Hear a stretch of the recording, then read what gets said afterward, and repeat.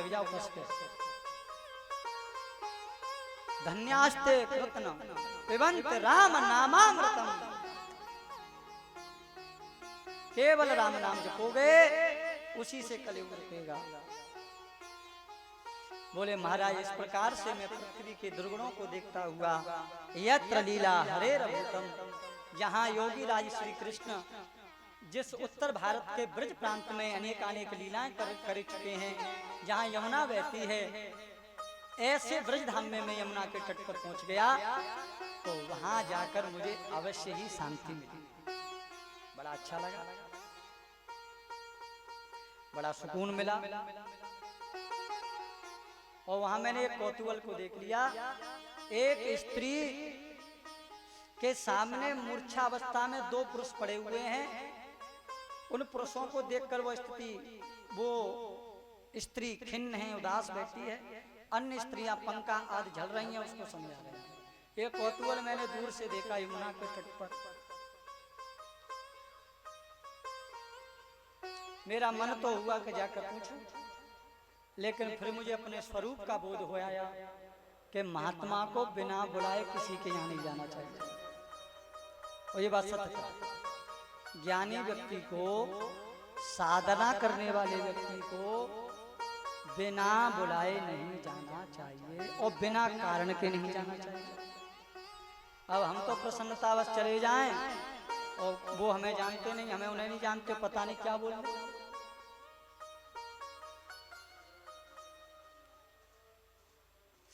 मैं वहां नहीं गया, अपने स्वरूप को देखकर रुक गया, लेकिन उस स्त्री की दृष्टि मुझ पर पड़ गई थोड़ी देर बाद, और वह स्त्री मुझे देखकर खड़ी हो गई और हाथ जोड़कर मेरा स्वागत करने लगी।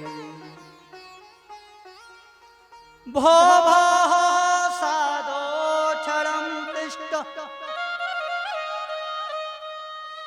मन चिंतामपि नाशय,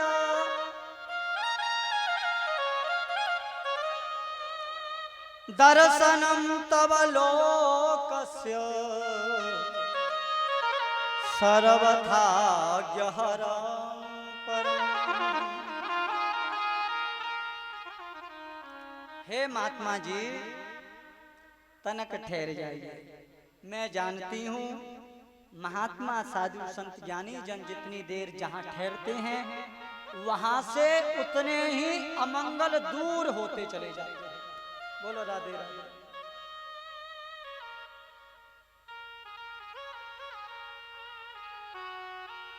तीरथ नहाए एक फल,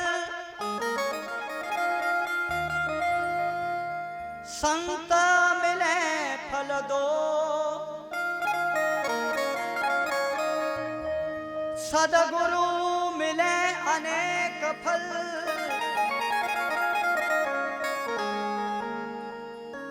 तीर्थ नहाने से एक फल होता, एक काम बनेगा। साधु के, किसी ज्ञानी के, किसी महात्मा के प्रेमी का संग मिलने से दो फल मिल जाएंगे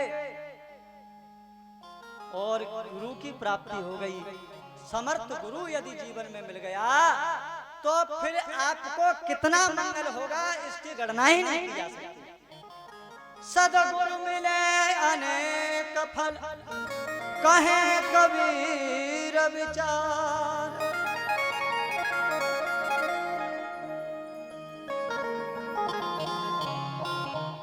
मैं भक्ति हूँ, ये ज्ञान वैराग्य मेरे पुत्र हैं। ये स्त्रियां आप देख रहे हो, ये सब पुण्यमती नदियां हैं। ये सब पंखा जल रही हैं, मेरी सेवा कर रही हैं। पाखंडियों ने मुझे छिन्न भिन्न कर दिया। इस वृंदावन में मैं आ गई तो इस वृंदावन में मैं आते मैं तो जवान हो गई, लेकिन मेरे पुत्र जो हैं ये जर्जर हो गए। अब बस इसी चिंता में मैं रो रही हूँ। भाई माता पिता बूढ़े हो, पुत्र जवान हो, ठीक, अब माँ तो जवान है, बेटा बूढ़े है गए, तो ये तो एक मैया बाप के लिए सबसे बड़ा दुख है।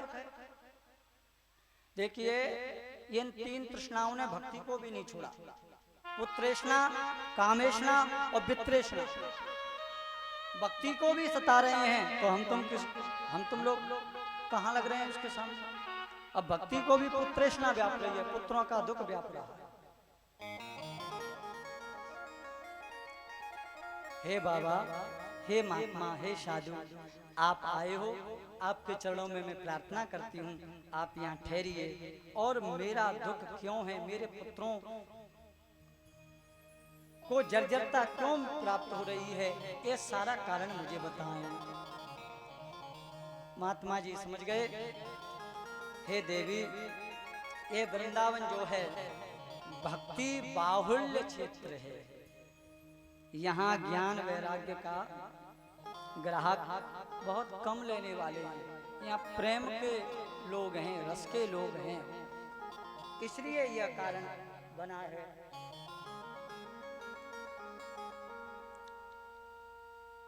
मुस्कुराता रहूं मैं तेरी छवि को निहार कर, बैठा रहूं मैं हमेशा तेरे चरणों में आकर, नादान दिल कि नादान दिल कहता है कि सिर्फ तेरा हो जाऊं और जिंदगी सारी गुजार दूं तेरे दरबार में आकर।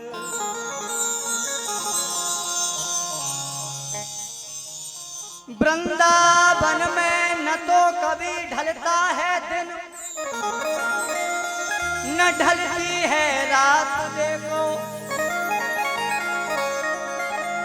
जो वृंदावन गए होंगे, बिहारी जी का कैसा जलवा है, जो गोवर्धन गए होंगे, गिरिराज की तलहटी का कैसा जलवा है, वो लोग देखते हैं कि वृंदावन में न तो कभी ढलता है दिन, न ढलती है रात, देखो। रहे हर पल चमकती सूरज सी राधे और चंदा सा श्याम, देखो।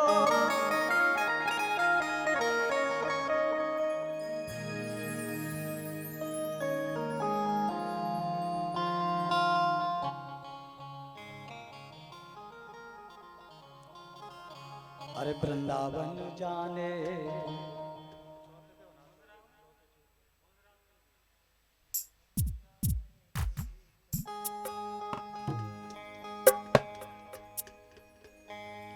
वृंदावन जाने जी चाहता है, राधे राधे गाने को जी चाहता है, जी चाहता है, मेरा मन चाहता है, वृंदावन जाने को जी चाहता है, वृंदावन जाने को जी चाहता है, वृंदावन जाने को जी चाहता है, वृंदावन जाने को जी चाहता है, जी चाहता है, मेरा मन चाहता है, जी चाहता है, मेरा मन चाहता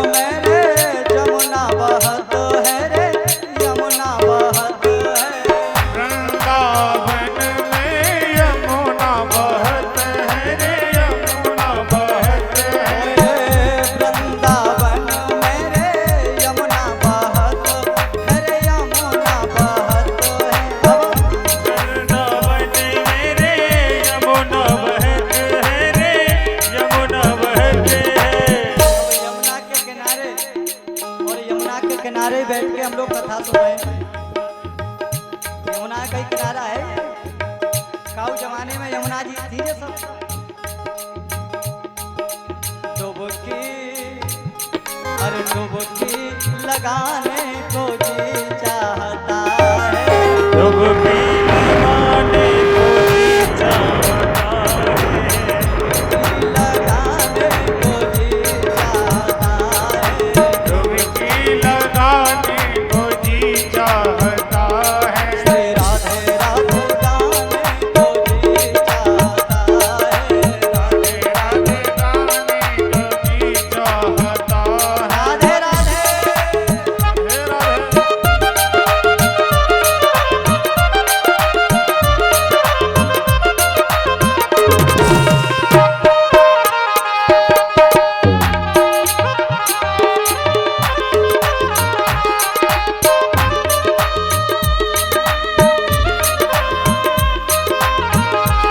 हरि हरि बोलो।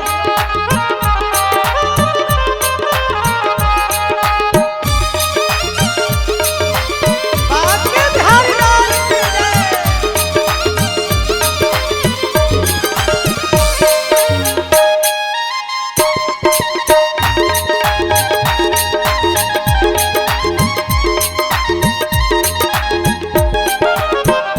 वृंदावन मेरे रास रचतो रे काना नचत है, वृंदावन मेरे रास रचत है रे कान्हा नचत है, वृंदावन मेरे रास रचतो रे काना नचत है, वृंदावन मेरे रास रचत है रे कान्हा नचत है,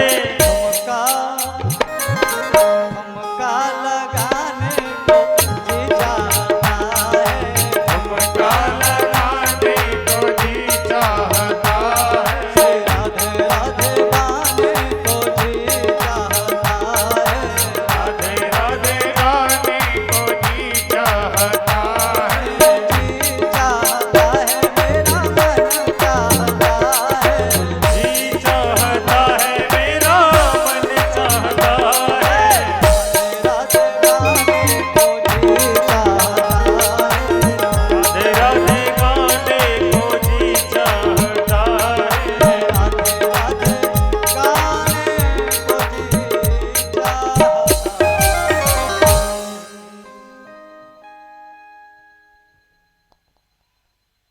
महात्मा जी आप जो बात कह रहे हैं हम मेरी समझ में आ गई।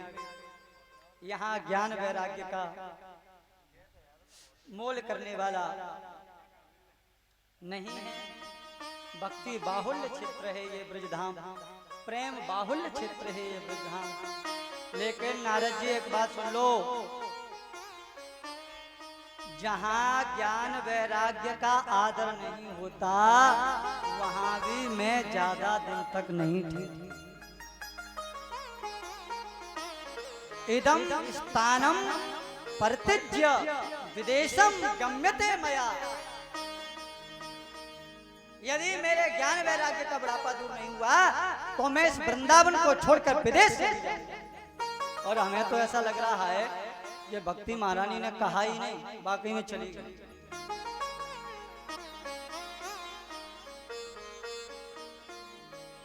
विदेशों में इतनी तेजी से लोग इस हिंदू धर्म को अपना रहे हैं, इतनी तीव्रता के साथ में अपना रहे हैं कि आप लोग बाहर ना जाएं, प्रत्यक्ष को प्रमाण की क्या आवश्यकता। अब वृंदावन में जाकर देखिए, आधे से ज्यादा अंग्रेज वृंदावन में बसे हैं। आधे वृंदावन में हम भारतवासी हैं और आधे वृंदावन में विदेश के लोग आकर बस गए हैं। तुलसी की माला पहनते हैं, जटाएं रखी हुई हैं माताएं, बढ़िया सुंदर तिलक लगाए हुए हैं, खूब भजन कर रहे हैं, स्कूल मंदिर सब कुछ उनका चल रहा है। और हम लोग अपनी विरासत को भूलते जा रहे हैं।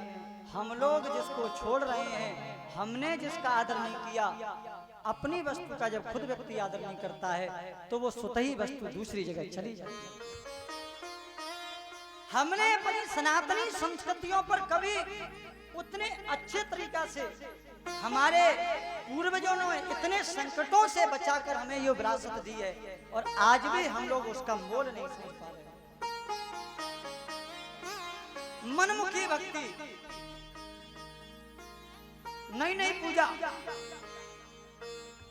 कभी कभी तो ऐसी ऐसी पूजा चेला कर जाते हैं कि गुरुजी बैठे रह जाते हैं कि ये पूजा कर कैसे गया। गुरुजी के खुद दिमाग में नहीं है, बोले मैंने ये तो पुराण इतिहास में पढ़ी नहीं है पूजा कि इस प्रकार से भी आराधना भगवान की हो जाती है, इस प्रकार से भी किसी ने भगवान को रिझा लिया हो। ऐसी ऐसी पूजा चेला कर जाते हैं। उनसे पूछो कहां से सीखी, बोले टीवी से, यूट्यूब से।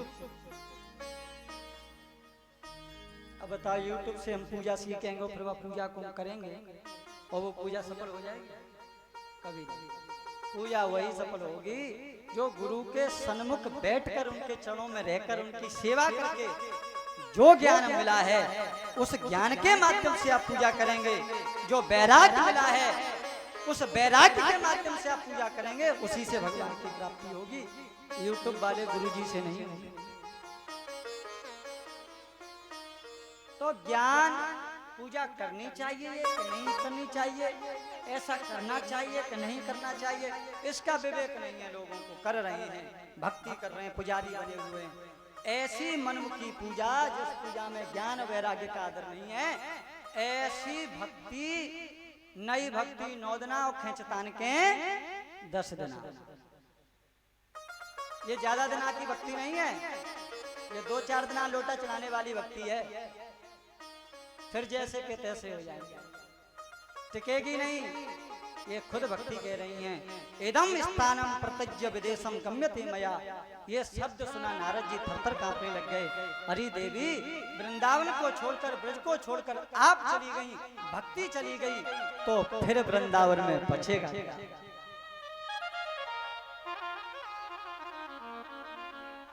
बिना अन्न के बुशी बेकार है, ऐसे ही बिना भक्ति के साधक बेकार है, भक्त बेकार है। और ज्ञान कैसा हो, वैराग्य कैसा हो? स्वामी श्री हरदास जी ऐसा, जिन्होंने ऐसा पद गाया, दिव्य ऐसा पद गाया कि उनके संगीत की स्वर लहरी पर, ध्वनि पर निधि वन में और बिहारी जी प्रकट हो गए। अब उन बिहारी जी को सारे लाड़ लड़ाते, 56 भोग बनाते अपने हाथ से स्वामी श्री हरदास जी, लेकिन स्वयं क्या पाते? एक मुट्ठी चना सुबह और एक मुट्ठी चना गला के शाम को। भगवान को 56 भोग और स्वयं का खाना ही। वैराग्य ऐसा, ऐसे वैराग्य युक्त होकर भक्ति करेंगे तब स्वामी श्री हरदास जी जैसे बिहारी जी हमारे हृदय में प्रकट होंगे। ज्ञान कैसा? भगवान को सुला के सोते थे और भगवान को जगाने से पहले जग जाते थे। ऐसा ज्ञान होना चाहिए।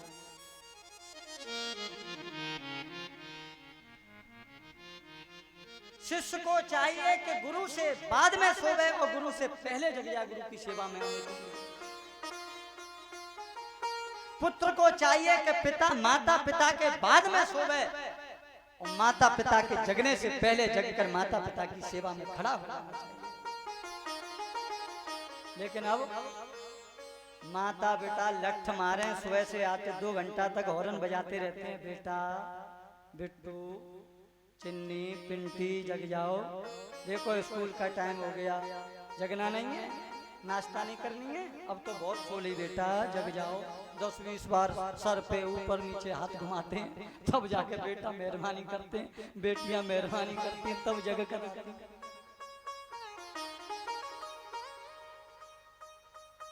और हम फिर लोग पूजा करें तो ऐसी पूजा से क्या फायदा होगा? स्वामी जी बाद में सोते हैं, पहले जग जाते हैं। एक दिन तो बिहारी जी को बड़ी गुस्सा आई इन पर। बिहारी जी बोले, देखो मुँह को 56 भोग और स्वयं एक मुट्ठी चना खाते हो, मैं रूठ जाऊंगा, मैं 56 भोग भी नहीं खाऊंगा। जैसो मोए भोग लगे वैसो आप भी पाओगे। स्वामी श्री हरदास जी बोले, नाय हे भगवान, मैं भोग हूं, आप भोक्ता हैं, ये ज्ञान मुझे है। लेकिन जीव उल्टा कर देता है, स्वयं भोगने लगता है। हम यहाँ भोगने नहीं आए, भोक्ता तो एकमात्र श्री कृष्ण हैं, हम तो भोग हैं। वो खुद को भोगने स्वामी समझ बैठता है। लेकिन स्वामी जी कह रहे हैं भगवान नहीं, आप कुछ भी खाएंगे समर्थ को नहीं दोष गुसाई, लेकिन महाराज मैं तो आपको दास हूँ, मैं 2-4 दिन खट्टो मीठो और मटर पनीर खा लेंगे तो फिर तुम्हारे बाद ही जगेंगे महाराज। फिर तुम्हारी आरती में तुमसे पहले नायरो मंदिर खुलवे के था। फिर ये 2-4 माला जो राम राम जप लेता हूँ ना बैठ के एकांत में, फिर ना जप पाऊंगा। मुझको पता है मेरी औकात कितनी है, आप समर्थ हैं भगवान, फिर भी भगवान नहीं माने। तो देखो माता पिता गुरु कितना भी आदर करें, अब तुम्हें आदर करने लग गए, जैसे माता पिता गुरु प्रेम करने लग गए, तो इसका मतलब ये नहीं कि उनकी खोपड़ी पे बैठ जाओ। प्रेम कितना भी माता पिता कर रहे हैं, गुरु कर रहे हैं, लेकिन मर्यादा को कभी व्यक्ति को नहीं भूलना चाहिए। प्रेम कर रहे हैं वो अच्छी बात है, किसी छोटे को बड़े का प्रेम मिल रहा है ये तो सौभाग्यशाली है वो व्यक्ति। तो उसका मतलब ये नहीं कि वो उनके शांत बैठ जाए, नहीं, उसे अपनी मर्यादा देख कर ही कितना भी प्रेम मिले कैसा भी हो, उससे अपनी जगह पर ही बैठना चाहिए। और जो जगह जिसके लिए बनाई है वहीं व्यक्ति जब तक नहीं बैठेगा तब तक वो शोभा का पात्र भी नहीं होगा। ये बात जब तक वो जहां के लिए जो व्यक्ति बनाया है वो वहां नहीं पहुंचेगा, जब तक वो शोभा का पात्र नहीं बनता, वो भटकता ही रहेगा। तो स्वामी जी ने अपने ज्ञान को बचाया, वैराग्य को बचाया और भगवान की भी बात रखी। एक सीख निकाली पत्तल से और सारे व्यंजनों में सीख को चुबो दिया और जीभ से चाट लिया, बोले भगवान हो गया। आपकी बात भी रह गई, आप भी चाहते थे कि जैसे मैं सब पाता हूँ वैसे तुम भी पाओ, तो मैंने थोड़ा थोड़ा थोड़ा सम्मेद छक भी लिया और अपना वैराग्य भी बचा रहा। ऐसा ज्ञान वैराग्य, ऐसे ज्ञान वैराग्य युक्त होकर हम भक्ति करेंगे तो हमारे हृदय रूपी शरीर रूपी वृंदावन में से बिहारी जी कभी बाहर जाएंगे नहीं। भैया गीता पाठेर मुहुर्मुहु, वेद वेदांत गीता पाठ आज सब सुनाया, लेकिन ज्ञान वैराग्य के दुख की निवृत्ति नहीं हुई। अब तो आकाशवाणी हुई है नारद जी, यदि भक्ति के दुख को दूर करना चाहते हो तो सत्कर्म करो।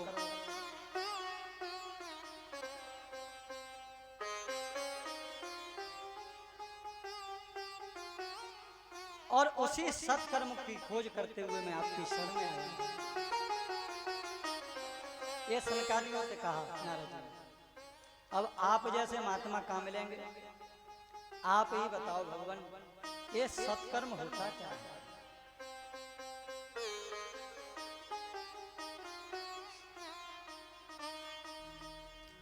सत्कर्म सूचको नूनम, सत्कर्म सूचको नूनम, ज्ञान यज्ञः स्मृतो बुधैः, श्रीमद्भागवतालापः सतुगीत सुखादिभिः।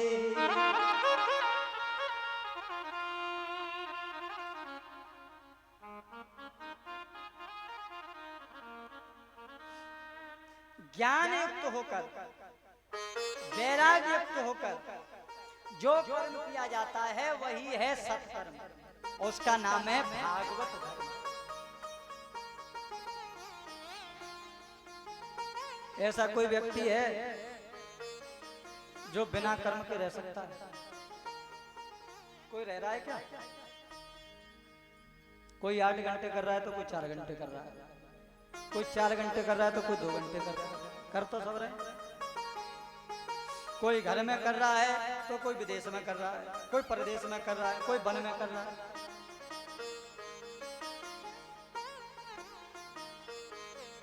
और कर्म गधा भी कर रहा है, सुबह से शाम तक अपनी पीठ पे मिट्टी ढोता है, लेकिन गधा जो कर्म करता है उस कर्म के बदले क्या गधा पूजने का पात्र हो जाएगा क्या? नहीं। ऐसे ही भैया केवल पेट भरने वाली भावना को लेकर जो कर्म किया जा रहा है वो कर्म आपका पूजा नहीं हो सकता। हम कहें भले कि कर्म ही पूजा है, तो कर्म ही पूजा का मतलब क्या है? जिस कर्म में भगवान की पूजा हो वही तो कर्म पूजा है? वही तो कर्म पूजा माना जाएगा।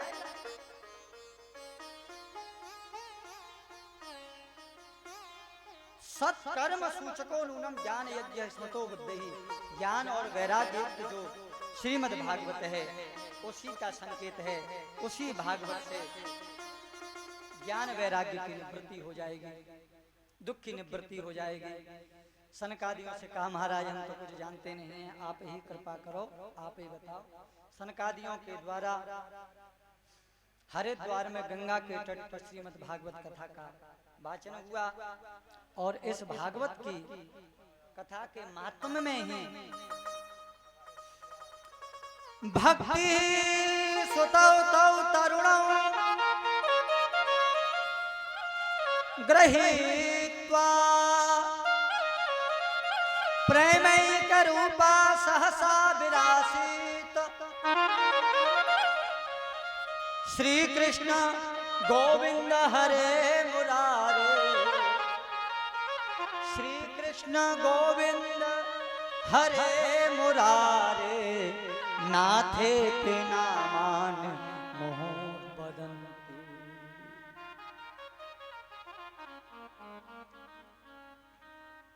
सूत जी कह रहे हैं ऋषियों कथा पूरी नहीं हो पाई, मानो कथा के महात्म में ही नारद जी ने जब ज्ञान वैराग्य भक्ति के कष्ट की निवृत्ति के लिए भागवत की कथा सुनी सनकादियों के चरणों में रह के, तो भागवत के महात्म में ही भक्ति महारानी भागवत के अर्थों से श्रृंगारित होकर और ज्ञान वैराग्य के सहित उस भागवत पंडाल में प्रकट हो गई और नाचने लगी।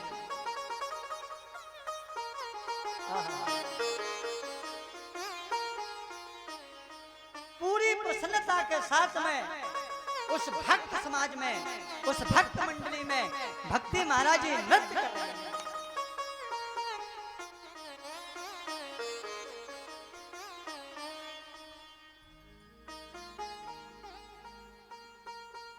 देखो भागवत की कितनी महिमा है।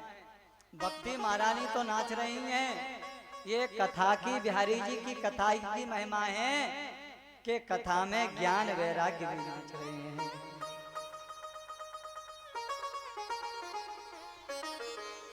ज्ञान वैराग्य भी इस कथा में नाचने लग जाते हैं। श्री कृष्ण गोविंद हरे मुरारी, हे नाथ नारायण वासुदेवा। श्री कृष्ण गोविंद हरे मुरारी, हे नाथ नारायण वासुदेवा। श्री कृष्ण गोविंद हरे मुरारी, हे नाथ नारायण वासुदेवा। हे नाथ नारायण वासुदेवा। हे नाथ नारायण वासुदेवा।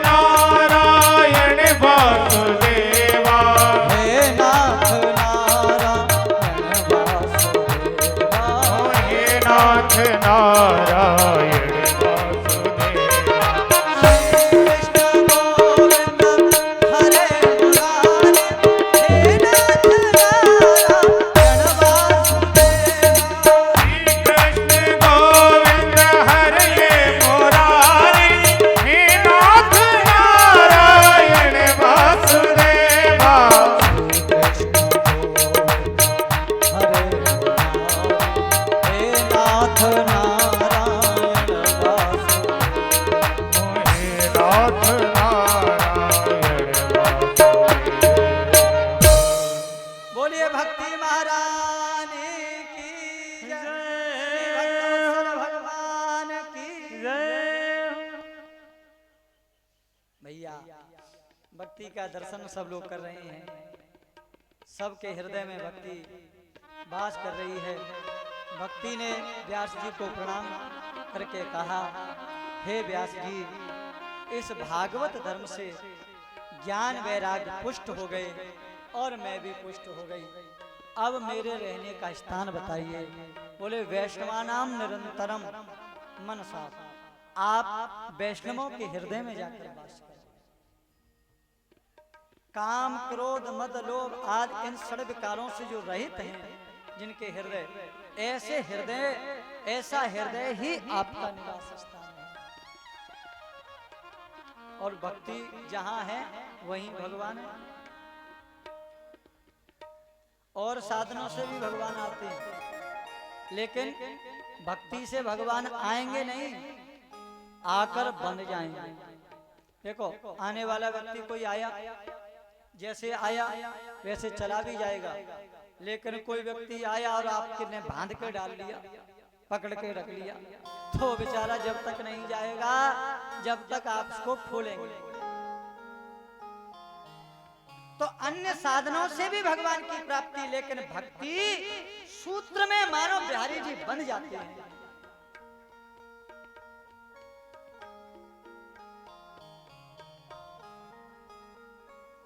जो इस भागवत धर्म को श्रवण करता है, 5 प्रकार के महापाप भी व्यक्ति से यदि जीवन में हो जाए, तो ऐसा 5 प्रकार के महापाप करने वाला भी निष्पाप हो जाता है।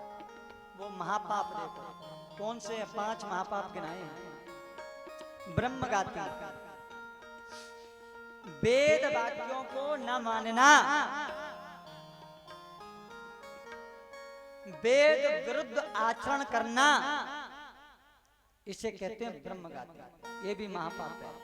वेदों की निंदा करना, ये महापाप में आता है।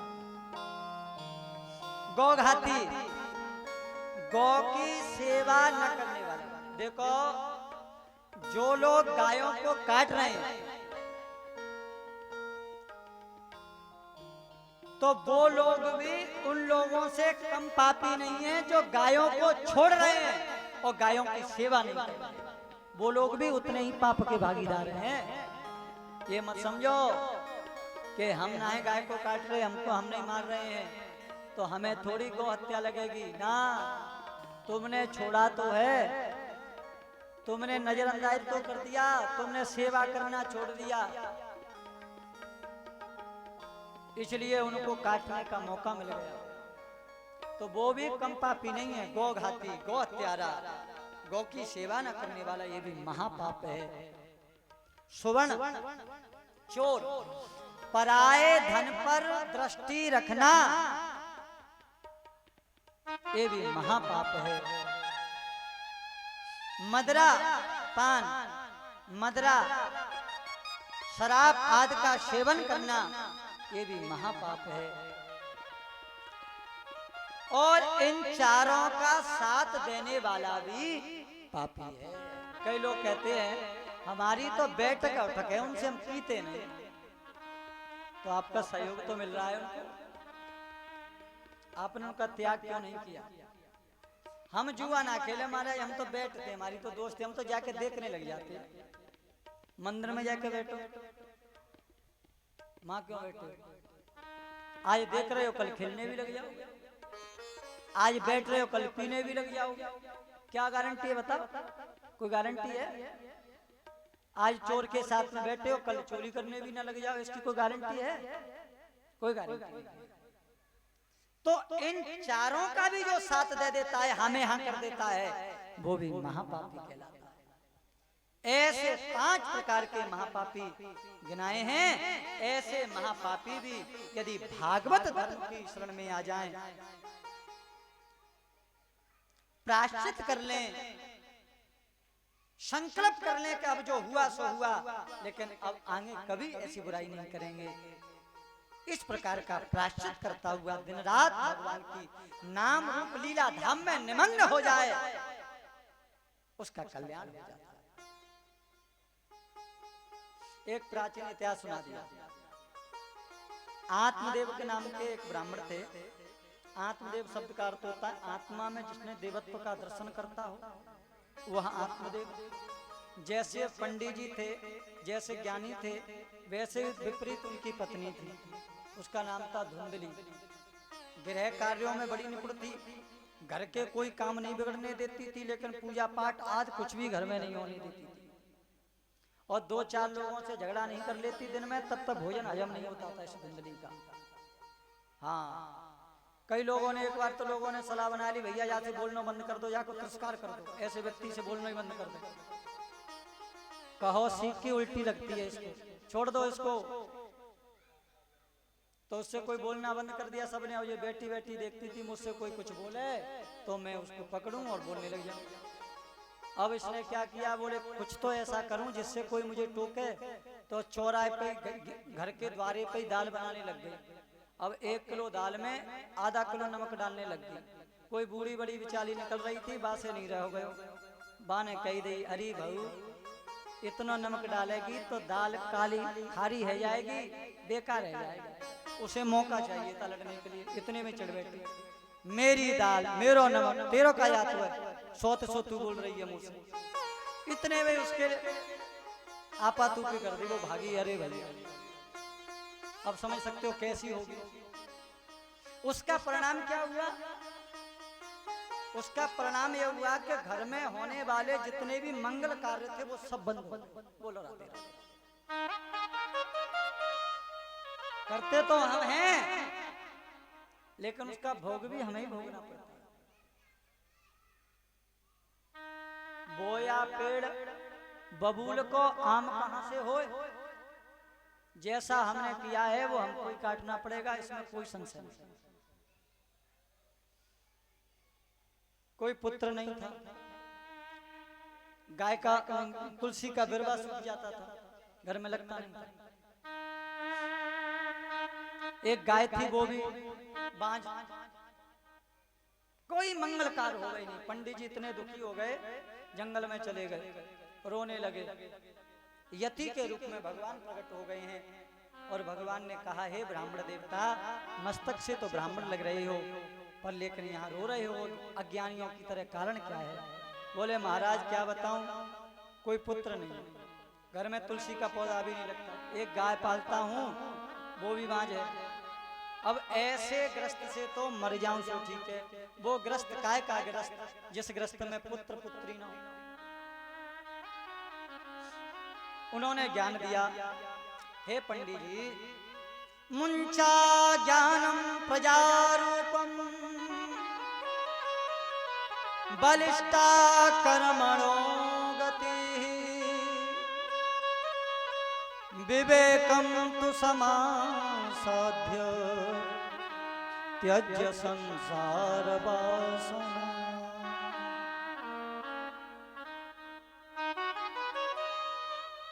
हे पंडित जी, ये पुत्र की कामना करना एक अज्ञान है, आपको शोभा नहीं दे रहा।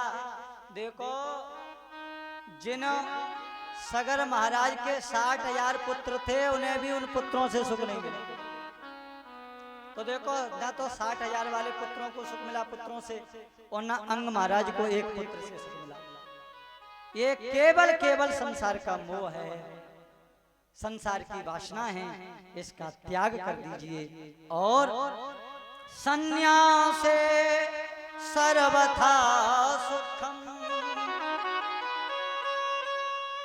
सुख यदि चाहिए तो संन्यास धारण करिए। अब पंडित जी के समझ में नहीं आया। पंडित जी ने तो पैर पकड़ लिया। पंडित जी ने कहा, बार बार कहा, तो महात्मा तो बड़े प्रकाशदर्शी थे। अरे बोले पंडित जी, तुम तो एक जन्म की बात कर रहे हो, सप्त जन्मावधि तब पुत्रो नैव च नैव च।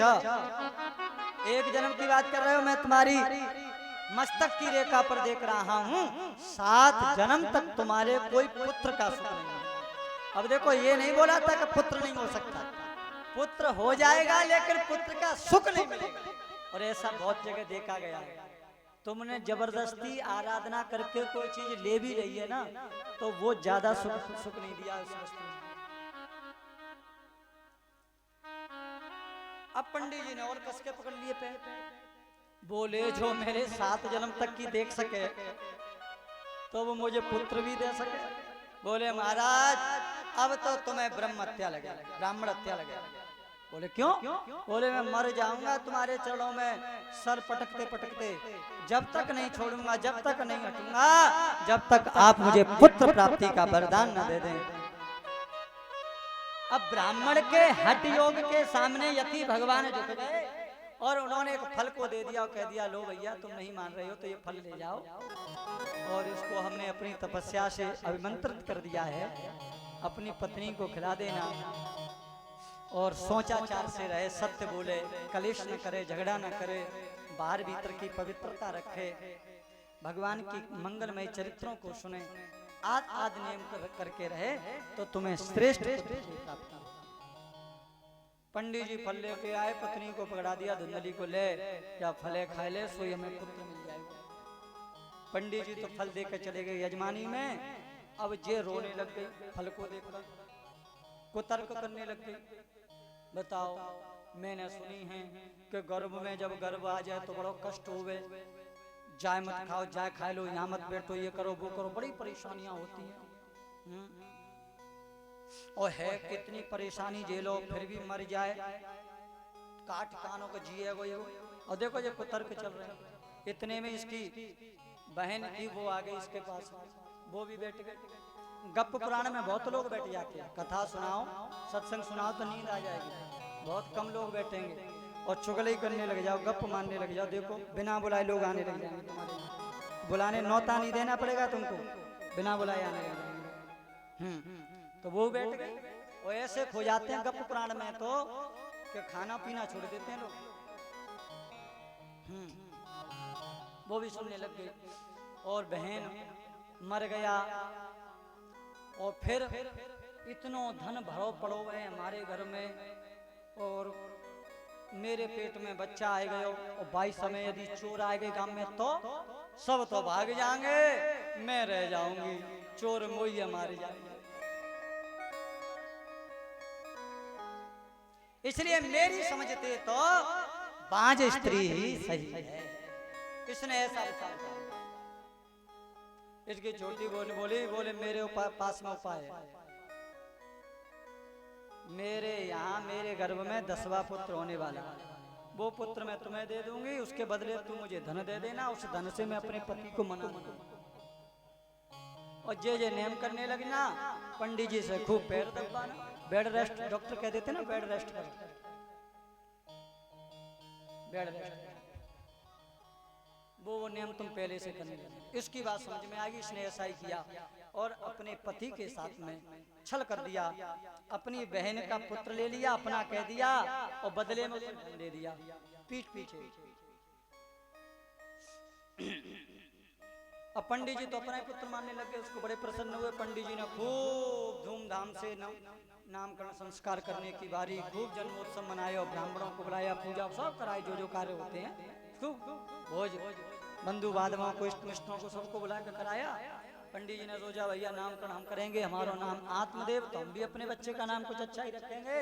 इतने में धुंधली आ गई, बोले कहा कर रहे हो? बोले नामकरण कर रहा हूँ। अरे बोले तुम कौन होते नामकरण करने वाले? पेट में मैंने रखा, जन्म मैंने दिया, रोएगा तो मैं दूध पिलाऊंगी सुलाऊंगी मैं, तो तुम कौन होते हो नामकरण करने वाले? मैं रखूंगी अपने बेटे का नामकरण। बोले क्या रखेगी? बोले मेरा नाम धुंधली, तो मेरे बेटा को नाम धुंधकारी। पानी से पानी मिले, मिले कीच से कीच, और ज्ञानी से ज्ञानी मिले, मिले नीच से नीच। जैसा मैं वैसे बेटा। अब वो फल को भी परीक्षण करने के लिए गाय को खिला दिया, तो गाय ने भी एक सुंदर बालक को जन्म दिया, जिसके कान तो गाय जैसे थे, पूरा शरीर मनुष्य जैसा। गौ माने जिसके गाय, गौ माने गाय, कर्ण माने कान, जिसके गाय के जैसे कान हो वही गोकर्ण।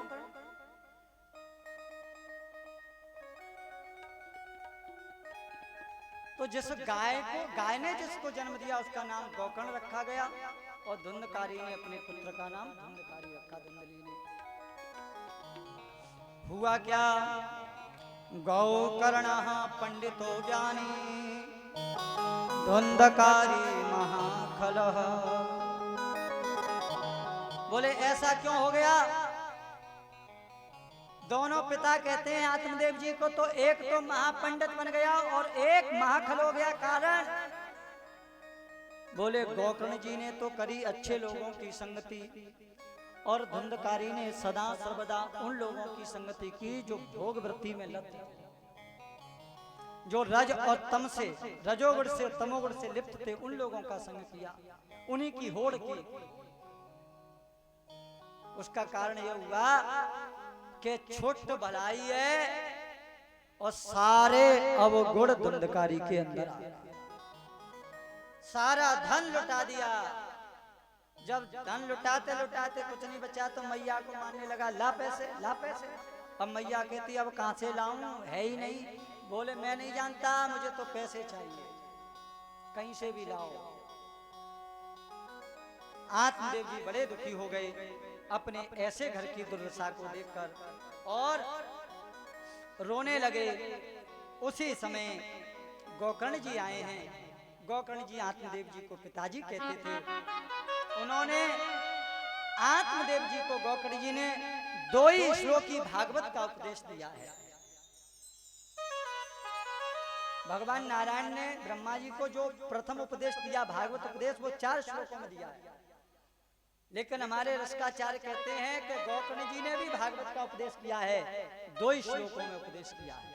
कितना दिव्य उपदेश किया है। हे पिताजी, देहेस्तिमां सरुदिरेभिमतिं त्यज्यतुं जाया सुतादिषु सदा ममतां विमुञ्चो। पश्यानिशं जगदिदं क्षणभङ्गुनिष्टं वैराग्य राग रस को भव भक्ति निष्ठ। हे पिताजी,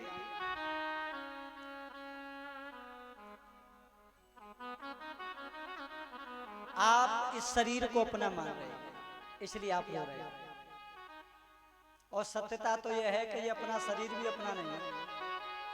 जब अपना शरीर अपना नहीं है, ध्यान से सुनेंगे, तो हे पिताजी, इस शरीर से उत्पन्न होने वाला पुत्र अपना कैसे होगा? यदि ये शरीर अपना है तो रोम टूट के गिर जाता है। हम उसे रोक पाते हैं क्या? बाल सफेद पड़ जाते हैं, हम रोक क्यों नहीं लेते जब अपने हैं तो? भाई बाल जब हमारे हैं तो हम क्यों नहीं कह देते सफेद मत होना, काली काली जुल्फें निकलती रहनी चाहिए हमेशा, डाई करने की आवश्यकता ना पड़े। क्यों नहीं रोक पाते? आंखों की रोशनी चली जाती है, क्यों नहीं कह पाते उन आंखों से सावधान? रोक नहीं पाते। सब अपने अपने सिस्टम के अनुसार सब चले जाते हैं। शरीर भी एक दिन, जितनी शक्ति आज है उतनी शक्ति हमेशा नहीं रहती। जैसे हम हैं आज हैं वैसे हमेशा नहीं रहते। तो वस्तुतः ये अपना है ही नहीं। तो जब ये शरीर भी अपना नहीं है तो हे पिताजी, इस शरीर से उत्पन्न होने वाला पुत्र अपना कैसे हो गया, और उस पुत्र से होने वाले कृत्य अपने कैसे हो गए? आप क्यों दुखी हो रहे हो? हे पिताजी, इस देहाभिमान को त्याग दीजिए, आत्मरंजन हो जाइए, और दारा लक्ष्मी पापी के भी होए, इन सब को त्याग दीजिए। संत समागम हर कथा तुलसी दुर्लभ दो। संतों का संग करिए, ममता को छोड़ दिए, मोह को त्याग कर आप भगवान का भजन करिए। पश्यानिशं जगदिदं क्षणभंगनिष्ठं, पूरे संसार को एक वैराग्य की दृष्टि से क्षणभंगुर समझिए।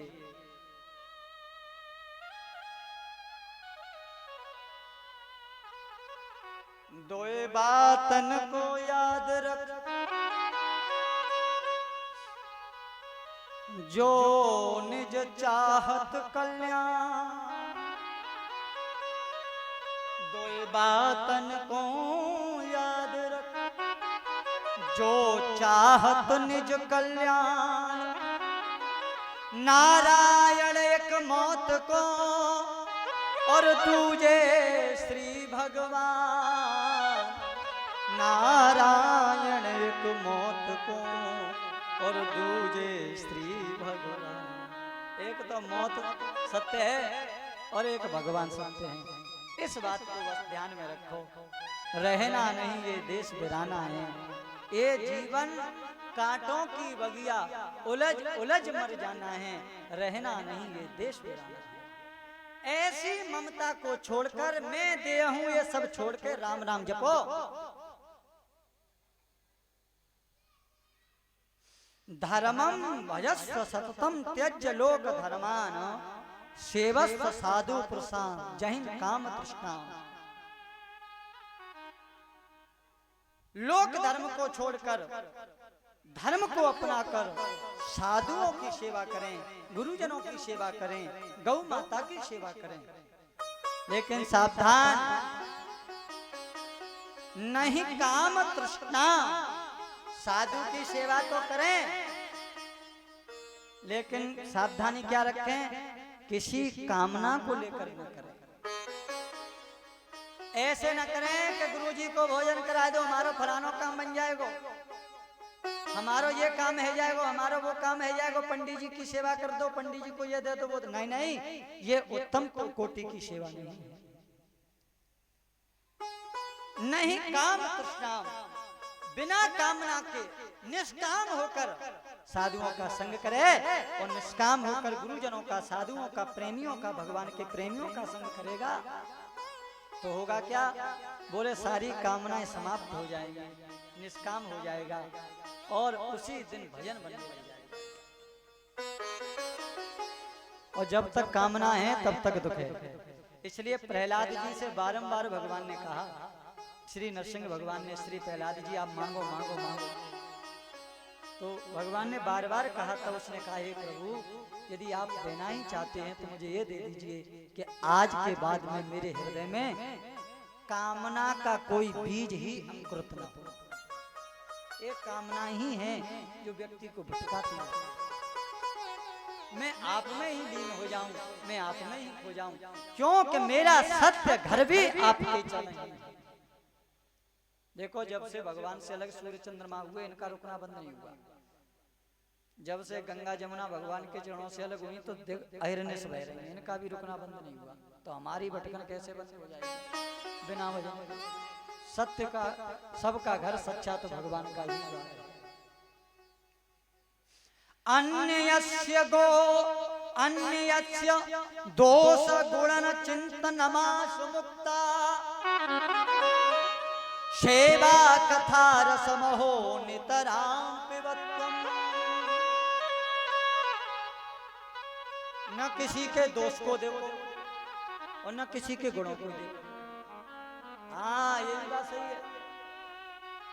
आप इतना, श्री गौकर्ण जी क्या करें, पिताजी किसी के दोषों को तो देखना ही नहीं चाहिए। हम तो यह कहते हैं किसी के गुणों को भी नहीं देखना चाहिए। क्यों? देखो, दोष देखने हैं तो अपने में देखो, अपने से बुरा कोई है?